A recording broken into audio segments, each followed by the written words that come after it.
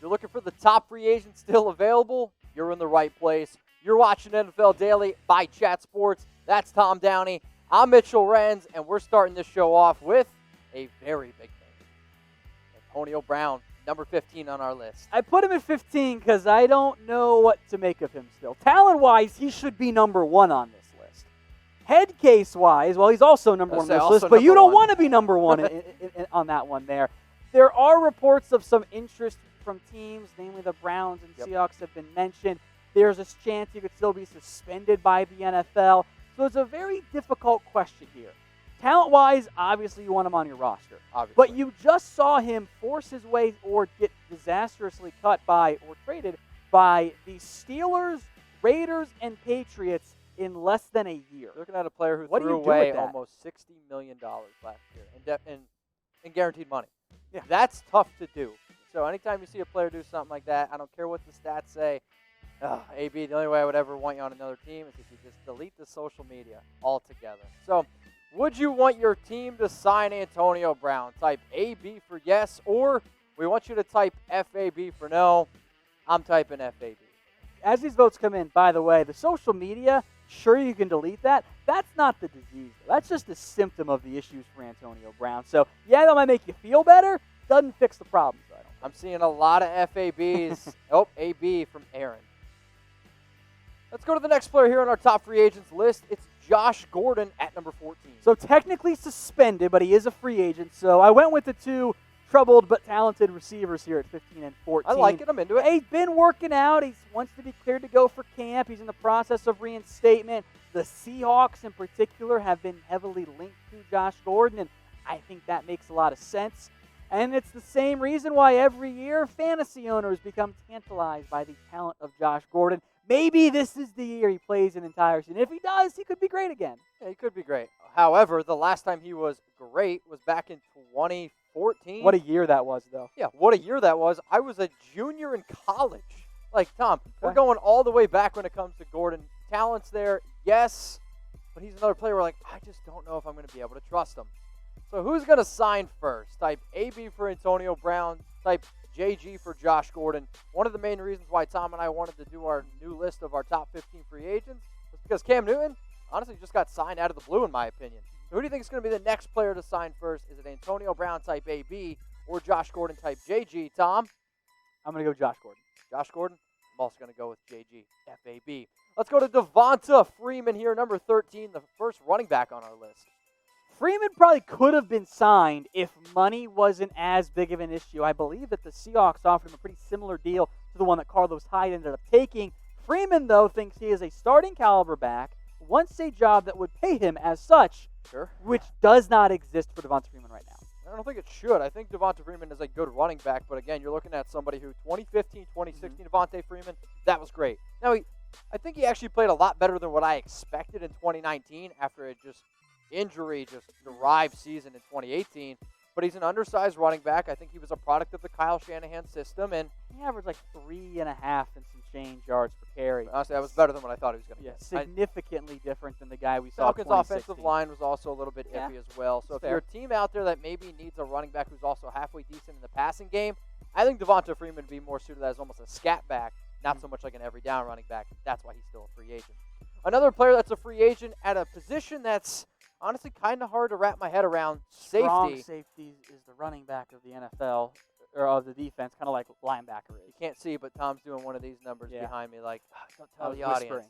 Tony Jefferson, he's up here. I still think he could help a team win, but again, what exactly are you going to get out of Tony Jefferson? No, exactly. And there are a couple safeties who kind of fit this mold. We'll talk about another one here in a little bit. The injuries were a factor last year. I'm curious to see if he actually ends up getting signed.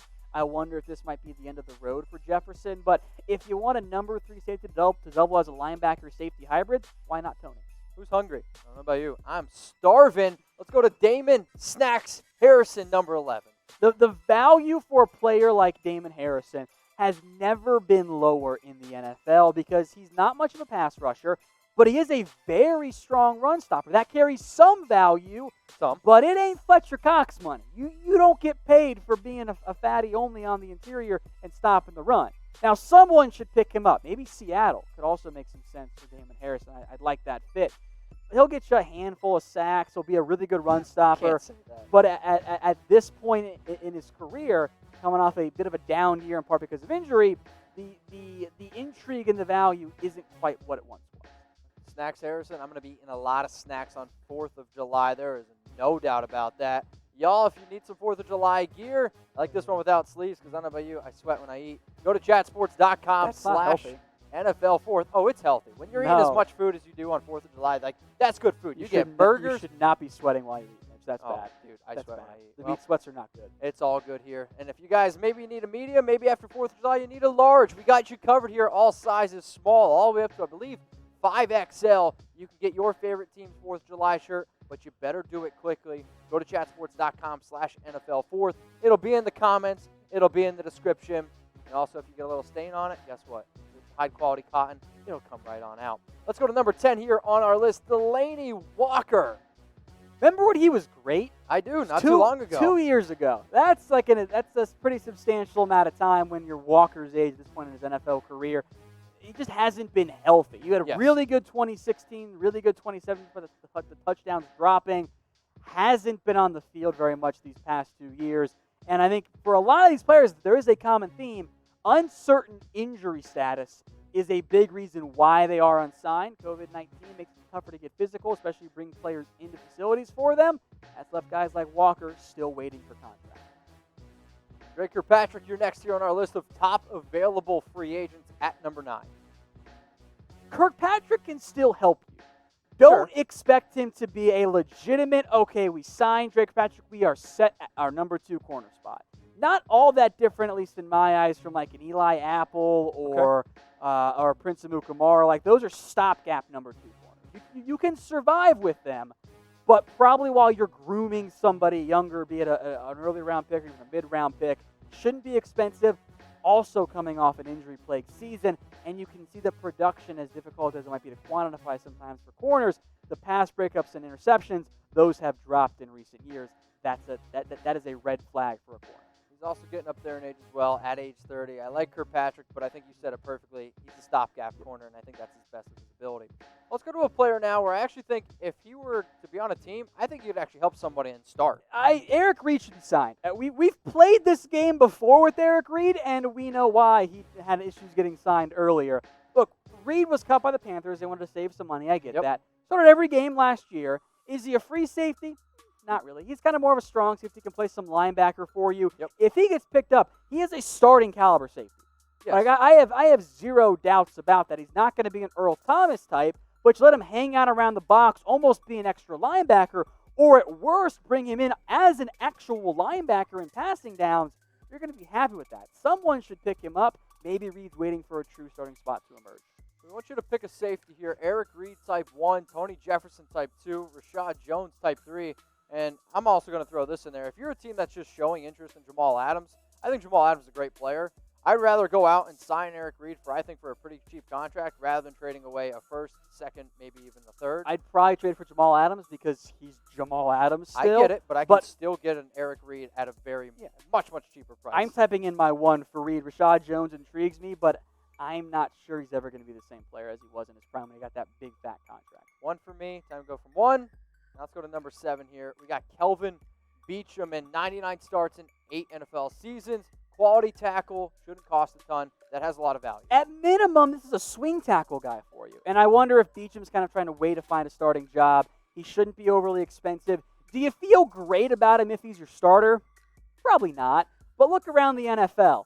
The swing tackle talent pool is horrible. BEACHUM would be an upgrade for at least half the NFL teams in that area. I think you'd feel great about him. You seem to like the swing. Let's go to number 6 here. Jason Peters.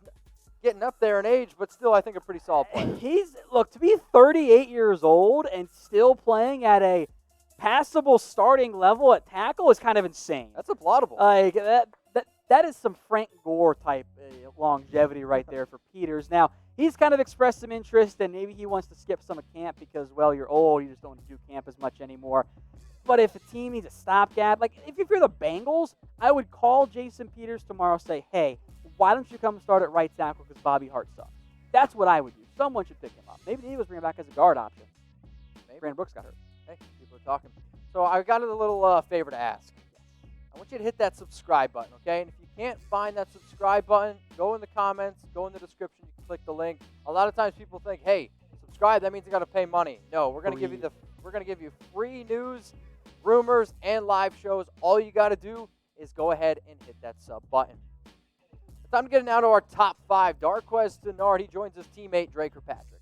He had a deal in free agency. Yes. With the Jacksonville Jags. 3 years, $13.5 million. Then it kind of fell apart, and no one ever really explained why. And there's been zero around Dennard since then, so maybe there was a medical issue that kind of popped up there. He's a nickel corner for the Bengals. On the right side of 30, there are teams that could use him. Maybe a team like Seattle. Yes. If maybe Ugo Amadi struggles early on and can't, maybe they pick up the phone and give Dennard a call. That's a route I would pursue.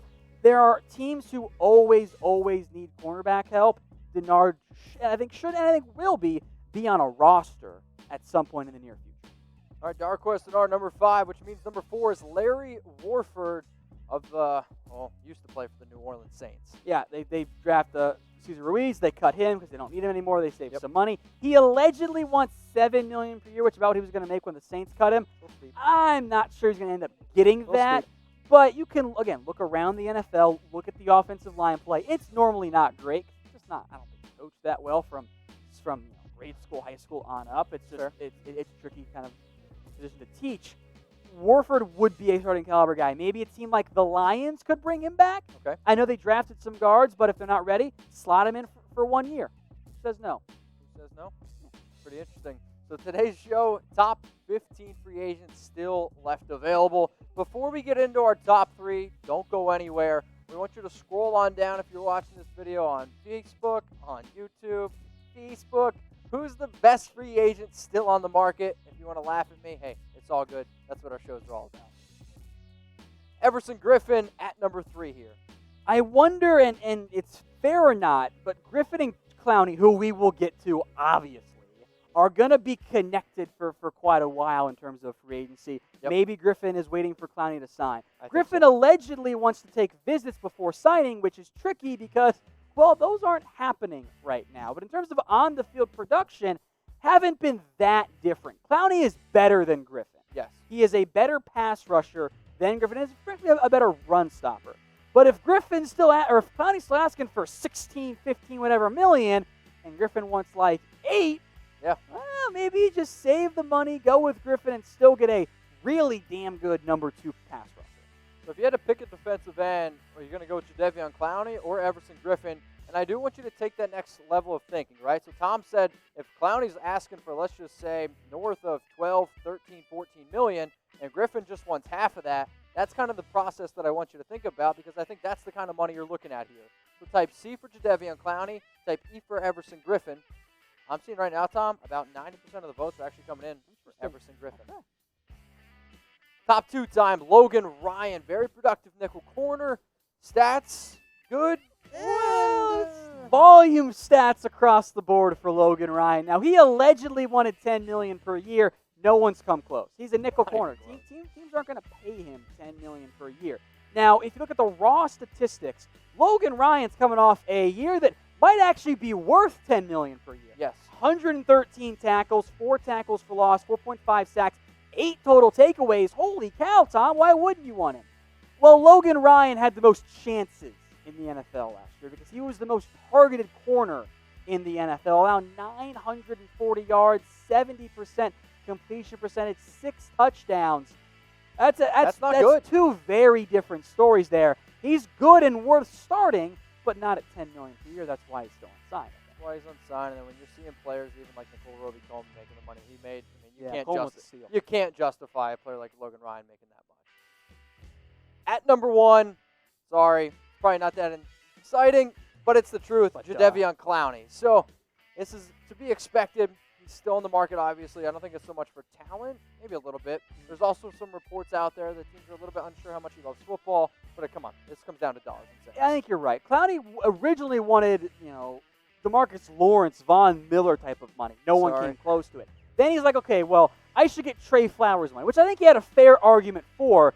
But the injury, I think, caused some concern. And no one offered him Trey Flowers money. The Browns offered a pretty decent chunk of change. He said no. Clowney apparently wants to play for a good team, and get paid. But what he's done in the process, though, is actually reduce his own market because there aren't that many teams that fit the bill, especially right now. So he's kind of caught in this awkward spot of at some point, he might have to take a very cheap contract and try and cash in again next offseason. Maybe a 1 year, maybe a prove-it deal. Really wouldn't surprise me there. So which team is going to go out and sign Jadeveon Clowney? Let us know down there in the comments section. Maybe what Clowney could do, Mitch, is maybe he could pursue a 1 year deal with a bunch of incentives, which would allow his team, if you make just like a 5-sack incentive worth $2 million and a 10-sack incentive worth another $2 million, that $4 million could go to Clowney, but it wouldn't count on the cap this year because it wouldn't be likely to be earned because all those are based on last year's stats. He only had 3. That could be a path for Clowney where he can get a 1 year deal for $8 million right now, could be worth up to 12 or beyond million. Just a potential thought there for him.